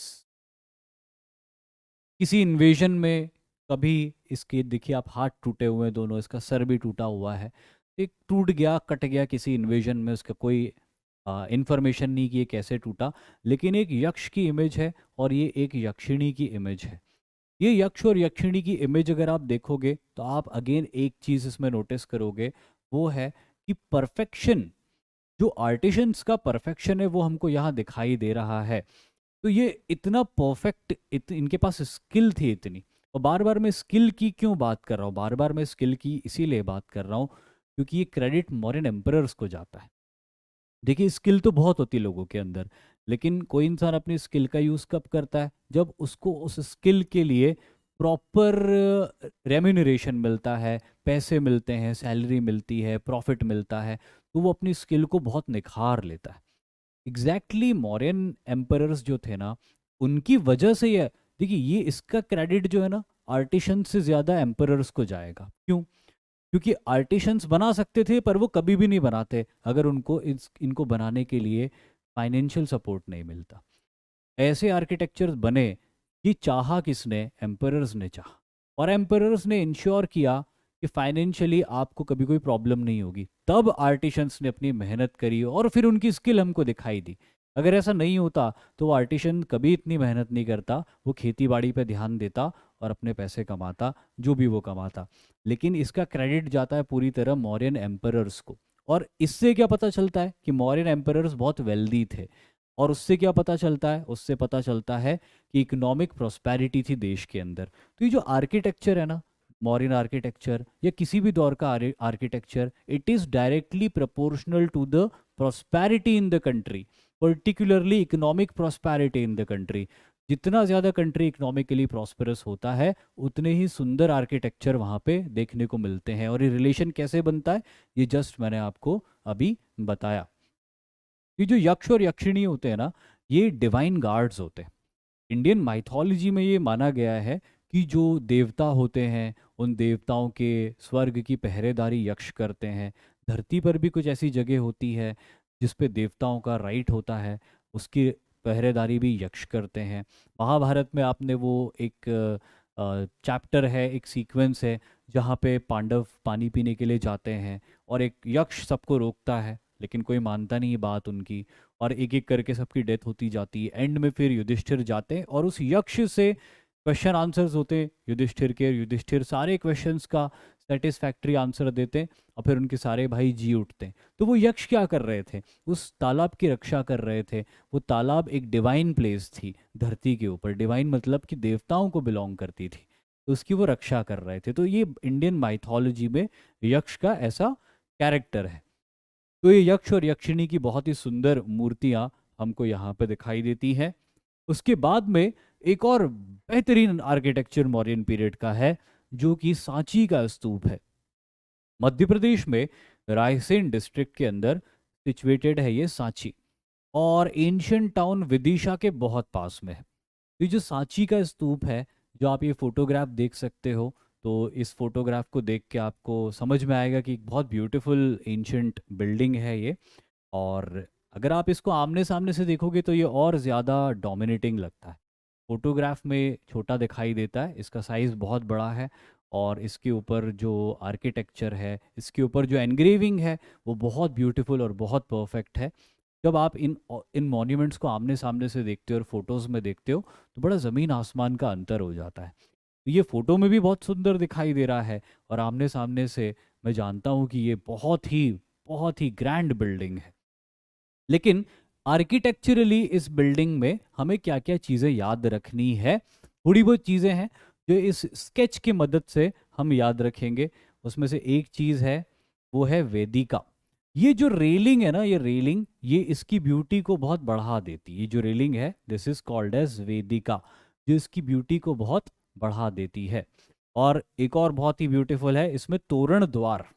जैसे ये दरवाज़ा आप देख सकते हो ना, ऐसे कई दरवाजे हैं। जैसे आप इस स्तूप का ईगल व्यू देख रहे हो, तो एक दो तीन और चार, इस तरह के चार दरवाजे हैं। इन दरवाजों को कहते हैं तोरण द्वार।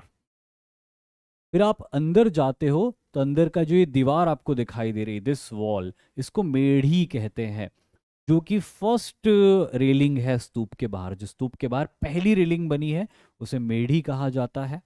और फिर जैसे ही आप फर्दर आगे जाते हो तो मेन बॉडी ऑफ स्तूप शुरू होती है, उसको अंड कहते हैं। उसको अंड, या फिर अंडे, क्योंकि अंडे के शेप में है ना वो, तो इसलिए उसको अंड कहा जाता है। और बिल्कुल टॉप पे this this is called as harmika, इसको हर्मिका कहा जाता है। सब आर्किटेक्चरल टर्म्स हैं, आप इसको एज इट इज याद कर लेना। और हर्मिका के बिल्कुल ऊपर है एक छतरी, छत्र या छतरी। तो this is chhatri, this is harmika, this is anda, this is madhi, medhi, madhi नहीं medhi, this is vedika, this is torana. This, सिर्फ कुछ नहीं करना, ऐसे स्तूप को देख लेना, और इसमें ये वेदिका है, ये मेढ़ी है, ये अंड है, ये हर्मिका है, ये छतरी है, और ये तोरण है। ये स्ट्रक्चर है। इस स्ट्रक्चर के अंदर जो अलग अलग पार्ट्स हैं, उनको अलग अलग नामों से बुलाया जाता है। तो वो आप जो है इसमें देख लेना, याद हो जाएगा एक बार में, कोई बहुत मुश्किल नहीं है। दो बार उस फिगर को देख लोगे तो ध्यान हो जाएगा। A very beautiful monument Indeed. और ये जो सांची का स्तूप है ना, ये अकेला स्तूप नहीं है, वो एक बहुत बड़ा कॉम्प्लेक्स है सांची में। उसमें ये मेन स्तूप है, ऐसे कई छोटे छोटे स्तूप भी हैं वहाँ पे। और वहाँ पर कभी बहुत बड़ी बुद्धिस्ट मोनेस्टरी हुआ करती थी, एक बहुत सारे बौद्ध बुद्धिस्ट मॉन्क्स वहाँ पे रहा करते थे। अगर आप अभी सांची में जाओगे तो ये अंदर, जैसे ही आप यहाँ से अंदर जाओगे तो ये जो वेदिका है और मेहड़ी है, इसके ऊपर बहुत सारे लॉर्ड बुद्ध के इमेजेस बने हुए। लेकिन सरप्राइजिंगली, शॉकिंगली आपको ये पता चलेगा कि जितने भी लॉर्ड बुद्ध के इमेज है ना, एक का भी हेड नहीं है, सबके हेड तोड़ दिए। वो किसने तोड़े, क्या तोड़े, ये पता नहीं, लेकिन सिर्फ बॉडी इंटैक्ट है, हेड सबके टूटे हुए हैं। तो यहाँ पर भी कभी कोई बड़ा हमला, डिस्ट्रक्शन हुआ था। बहुत समय तक ये जगह अबैंडन्ड थी।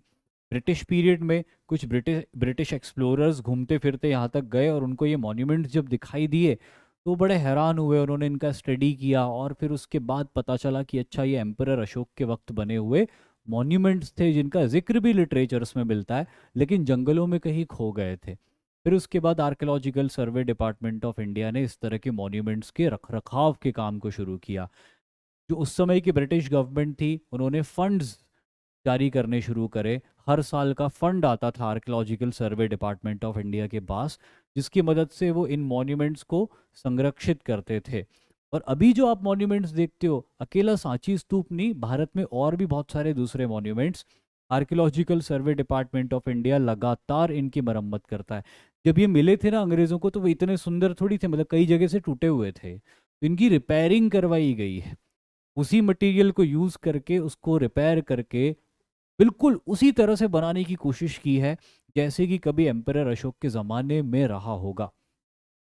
तो this one is the stupa of Sanchi. And then last but not the least, that is Mauryan palace. देखिए, मौर्यन पैलेस की जो एविडेंसेस मिले हैं ना, वो तो मैंने आपके साथ इस फोटो में शेयर किए, लेकिन ये तो बिल्कुल पैलेस लग नहीं रहा है। तो कुछ ऐसा लग रहा है छोटे छोटे स्टेयर्स हैं, बीच में कोई एरिया है। तो जाहिर सी बात है, इतना पुराना पैलेस अब तक उसी पोजीशन में तो सरवाइव नहीं कर सकता। लेकिन फिर भी हमको एक खूबसूरत मौर्यन पैलेस के एविडेंस मिलते हैं मैगिस्थनीज के इंडिका में। तो मैं ये लिखता हूँ कि indica states that the palace of Chandragupta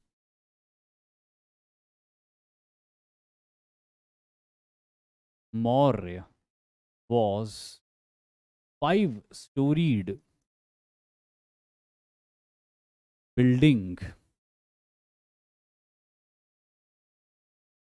तो वो कहता है इंडिका में मेगास्थनीज की चंद्रगुप्त मौर्य का एक बहुत बड़ा पैलेस है, और ये इतना ऊंचा है कि 5 मंजिला ऊंची इमारत है ये।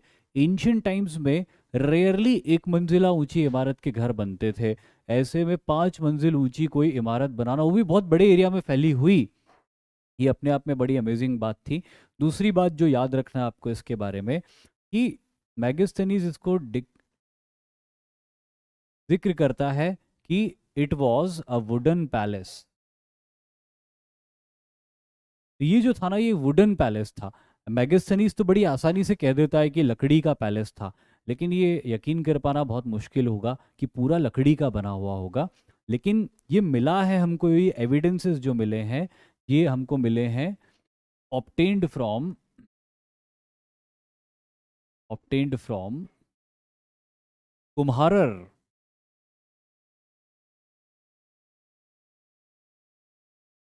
Near Patna, present day Patna Bihar. वहाँ से हमको ये एविडेंसेस मिले, वहाँ पे खुदाई हुई कुम्हारर नाम की जगह पे, और वहाँ से हमको ये रिमेन्स मिले। अब इसमें हमको 64 लकड़ी के पोल्स मिले, 64 मिले, खंबे मिले जो लकड़ी के बने हुए। मैगस्थनीज भी अपनी किताब में कहता है कि एम्परर चंद्रगुप्त मौर्य का पैलेस लकड़ी का बना हुआ था। वहां से ये लिंक जुड़ती है कि यार, हो न हो, प्रेजेंट डे जो पटना है वही तो पाटलिपुत्र हुआ करता था पुराना, और उसी के नज़दीक कुम्हारर से जो ये साइट मिली है, तो यही वो जगह रही होगी जहाँ पे मौर्यंस का पैलेस होता होगा। तो इसको आइडेंटिफाई किया जाता मौर्यन पैलेस से। इंडिका में इसके बारे में जिक्र करता है मैगस्थनीज की बड़ी खूबसूरत बिल्डिंग थी। बाद में गुप्ता पीरियड में फायान नाम का एक ट्रैवलर आता है इंडिया में, जो फा यू की नाम का लिटरेचर क्रिएट करता है, और फा यू की में जिक्र करता है मौर्यन पैलेस के खंडर का। और वो मौर्यन पैलेस के खंडर का जिक्र ये कर रहा है कि वो खंडर को देख के बोल रहा है कि ये इमारत इतनी सुंदर है कि लगता नहीं कि इंसानों ने बनाई होगी, जरूर देवता आए होंगे धरती पर इसको बनाने के लिए। ये कौन कह रहा है? ये चाइनीज ट्रैवलर फायान कह रहा है।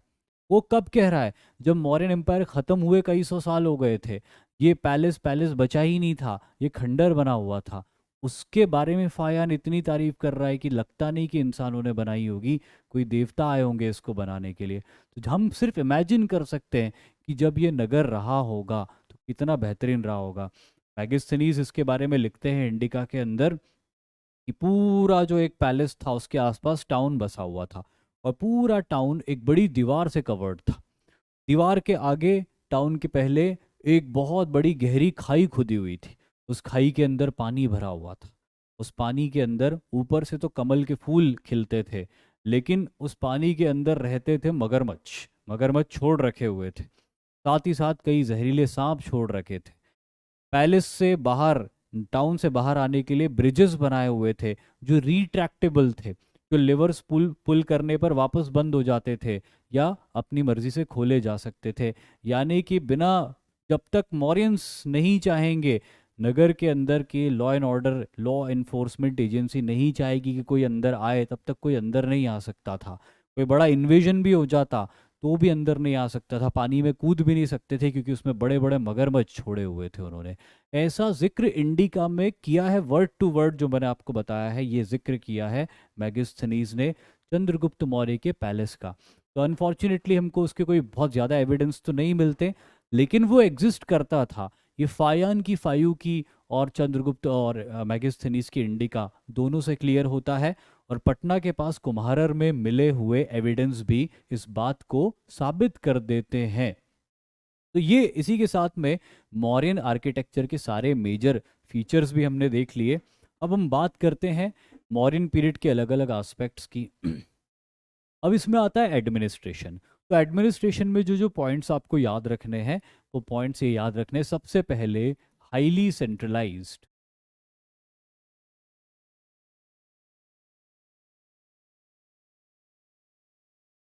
हाईली सेंट्रलाइज्ड एडमिनिस्ट्रेशन, यानी कि पूरा देश जो था, पूरा जो एम्पायर था, वो कहाँ से चलता था?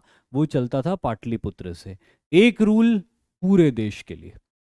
प्रोविंसेस डेफिनेटली थी मौर्यंस की, लेकिन हर प्रोविंस में एक जैसे नियम चला करते थे, सिर्फ एक, है ना। तो ये highly centralise administration, except except Saurashtra. ये एक फैक्ट है जो आप याद रख लेना कि सौराष्ट्र को छोड़कर, तो इनका एक प्रोविंस हुआ करता था सौराष्ट्र। सौराष्ट्र जब गुजरात के अंदर है, वो जगह एक ऐसा प्रोविंस था फार वेस्ट में जिसको मौर्यंस डायरेक्टली रूल नहीं करते थे, जहां पर मौर्यंस की सेंट्रल अथॉरिटी नहीं उन्होंने रखी थी। और चंद्रगुप्त मौर्य के वक्त पुष्यगुप्त नाम का एक व्यापारी उस इलाके को गवर्न करता था। अशोक के ज़माने में तुशस्प नाम का एक ग्रीक कमांडर वहां पे गवर्न करता था। तो वो एक ऐसी जगह थी जहां पर सेंट्रल अथॉरिटी नहीं थी, एक रीजनल अथॉरिटी थी। उसके अलावा जितने भी मौर्यन प्रोविंसेस हैं सभी पाटलिपुत्र से चलते थे, तो they were highly centralised in administration. तीसरी बात कि policy making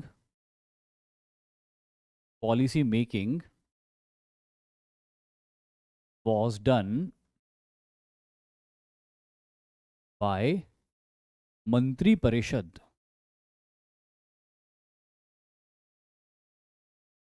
policy making was done by मंत्री परिषद, है ना। इसको काउंसिल ऑफ मिनिस्टर भी बोलते थे।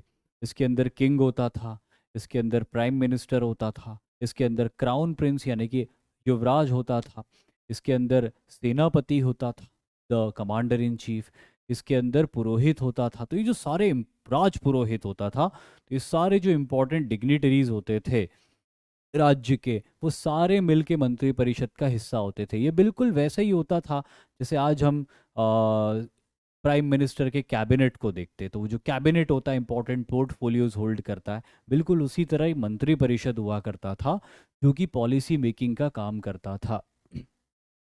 अब बात आती है कि प्रोविंसेस की। मौर्यन एम्पायर बहुत सारे प्रोविंसेस में डिवाइडेड था एडमिनिस्ट्रेटिवली। तो हम बात करें प्रोविंसेस ऑफ मौर्यंस, कौन कौन सी प्रोविंसेस होती थी मौर्यंस की। तो मौर्यंस की जो पहली प्रोविंस थी वो थी Uttarapath,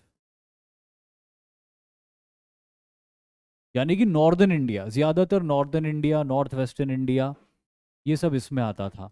north and north western India. फिर आती थी अवंती राष्ट्र।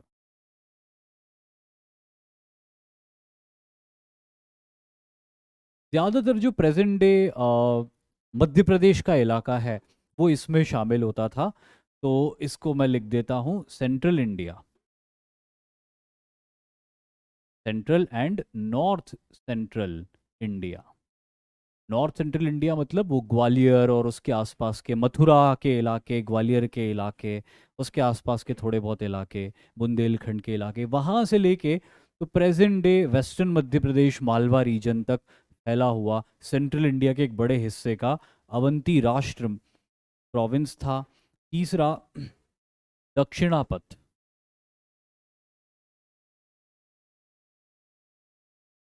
दक्षिणापथ यानी कि साउथ इंडिया। दक्षिणापथ में ताप्ती नदी के साउथ के इलाके, ताप्ती नदी के साउथ में महाराष्ट्र का इलाका, कर्नाटक का इलाका, तेलंगाना का इलाका, आंध्र के कुछ इलाके जो मौर्यंस के कंट्रोल में थे, ये सारे इलाके इनका अगला प्रोविंस होते थे जिसे दक्षिणापथ बोलते थे। फिर इनका जो ईस्टर्न प्रोविंस होता था उसको ये प्राची बोलते थे, जिसका मतलब होता है ईस्टर्न प्रोविंस, जो प्रेजेंट डे बिहार के, बंगाल के और ईस्टर्न उत्तर प्रदेश के इलाके हैं, ये this was the eastern province. और फिर जो एक मैंने आपको बताया था सौराष्ट्र।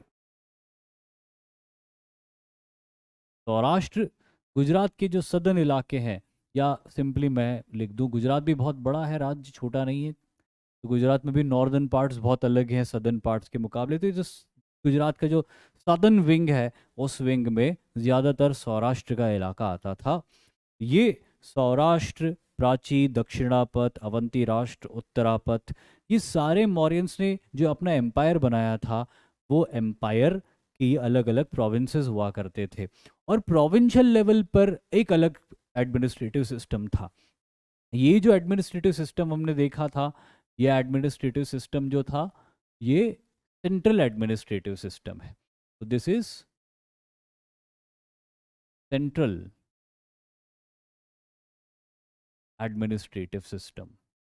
लेकिन जो प्रोविंशियल अब जैसे हर प्रोविंस है तो हर प्रोविंस के एडमिनिस्ट्रेशन को इन्होंने फर्दर और डिवाइड किया हुआ था। जैसे प्रोविंशियल एडमिनिस्ट्रेशन की बात करूं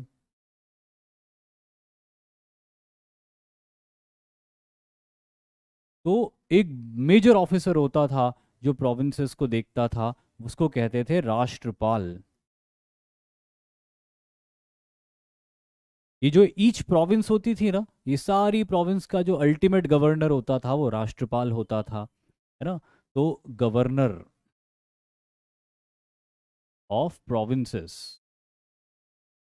फिर राष्ट्रपाल के अंडर में बहुत सारे ऑफिसर्स होते थे, उनको कहते थे राजुक। ये जो राजुक्स होते थे ना, दीज राजुक्स वेयर लाइक कमिश्नर्स, जो डिविजनल कमिश्नर्स होते हैं।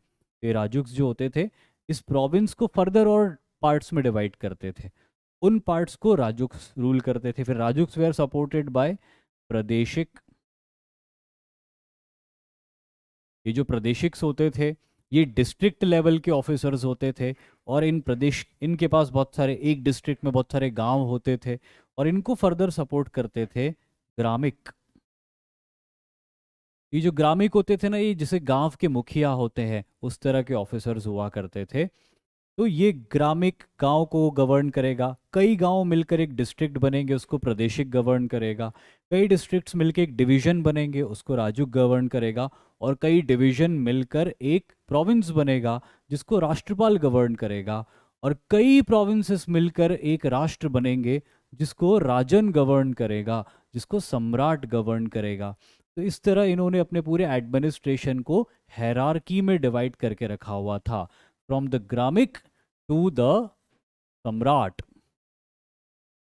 लेकिन ये जितने भी ऑफिसर्स होते थे, including the provincial administrator, provincial governor, ये सारे जो होते थे ना, ये पाटलिपुत्र में बने हुए नियम का पालन करते थे। मंत्री परिषद जो नियम, जो पॉलिसी बनाता था, उसी को इम्प्लीमेंट करना इनका काम होता था। ये अपने मन से नियम नहीं बना सकते थे। इसीलिए मौर्यन एम्पायर को हमने हाईली सेंट्रलाइज्ड एडमिनिस्ट्रेटिव सिस्टम कहा है।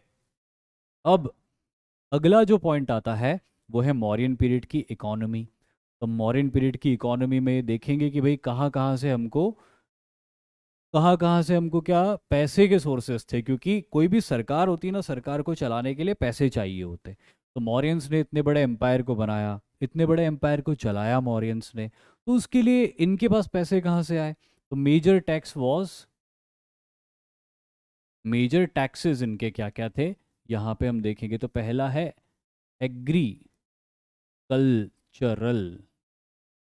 टैक्स। खेती के ऊपर टैक्स लगता था ना, वो बहुत मेजर सोर्स होता था अर्निंग का। 1/4 टू 1/6, कहीं कहीं 1/6 ले लेते थे, कहीं कहीं ज़्यादा अच्छी फसल होती थी तो 1/4 ले लेते थे। इसके अलावा ये लोग लेते थे वाटर टैक्स। वाटर टैक्स जो होता था कितना लेते थे पता नहीं, लेकिन मौर्यंस इरिगेशन की फैसिलिटी प्रोवाइड करते थे, और जो भी किसान इरिगेशन की फैसिलिटी अवेल करता था उसको एक वाटर टैक्स भी देना होता था। इसके अलावा इन्होंने सॉल्ट के ऊपर टैक्स, या सॉल्ट के ऊपर टैक्स नहीं लेते थे, इन्होंने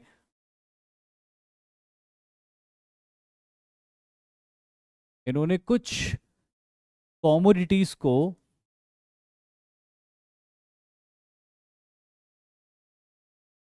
इन्होंने कुछ कॉमोडिटीज को मोनोपोलाइज कर दिया था कि मौर्यंस ही उसका एक्सट्रैक्शन और सेल करेंगे। इससे इनको बहुत अर्निंग होती थी। सॉल्ट टैक्स ये लोग लेते थे, सॉल्ट टैक्स के साथ साथ सॉरी टैक्स नहीं, मोनोपोली बना के रखी हुई थी। मिनरल के ऊपर कंप्लीट मोनोपोली बना के रखी हुई थी इन लोगों ने। सॉल्ट के ऊपर मोनोपोली थी।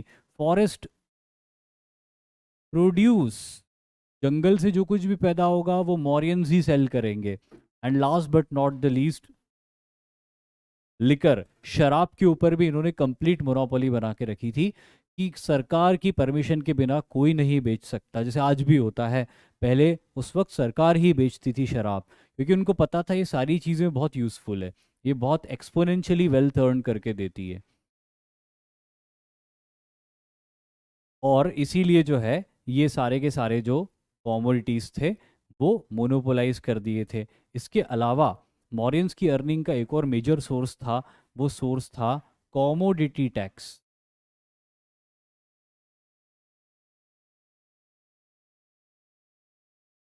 क्या होता था कि मॉरियन पीरियड के अंदर स्पेशली डेजिग्नेटेड मार्केट्स होते थे, वहीं पे जाके कोई व्यापारी अपना व्यापार कर सकता था। जब कोई व्यापारी घुसता था उस मार्केट के अंदर, तो वहां पर जो भी कॉमोडिटी वो बेचने के लिए लाता था उसके ऊपर एक छोटा सा टैक्स लगता था, सपोज 1% का टैक्स लग गया। फिर जब वो कॉमोडिटी अंदर बिक जाती थी और वो व्यापारी पैसे गिनता हुआ वापस आ रहा होता था, तो गार्ड्स उसको फिर रोक लेते थे और उससे पूछते थे कितनी कॉमोडिटीज बिकी, उससे कितना अर्निंग हुआ आपका। जितना भी अर्निंग हुआ होता था उसका एक हिस्सा सेल्स टैक्स के रूप में लिया जाता था from all over the empire. तो इस तरह commodity tax, sales tax, monopolised trade, agricultural tax, water tax, Mauryans ने ये इंश्योर किया था कि उनकी इकोनॉमी दुरुस्त रहे। तभी तो वो इतने बड़ी आर्मी को सस्टेन कर सकते थे, इतने सारे ऑफिसर्स को अपॉइंट कर सकते थे, सैलरी दे सकते थे, इतना बेहतरीन आर्किटेक्चर बना सकते थे। अब क्योंकि टाइम ख़त्म होने वाला है, तो आप एक काम की मैं एक काम करता हूँ कि आज ये लेक्चर मैं अभी यहीं वाइंड अप कर देता हूँ। एक आखिरी एस्पेक्ट बचा हुआ है इस लेक्चर का, सोसाइटी मौर्यन पीरियड की, इम्पॉर्टेंट है, कल उसको हम डिस्कस कर लेंगे और अगले चैप्टर की भी हम शुरुआत कर लेंगे। जय हिंद।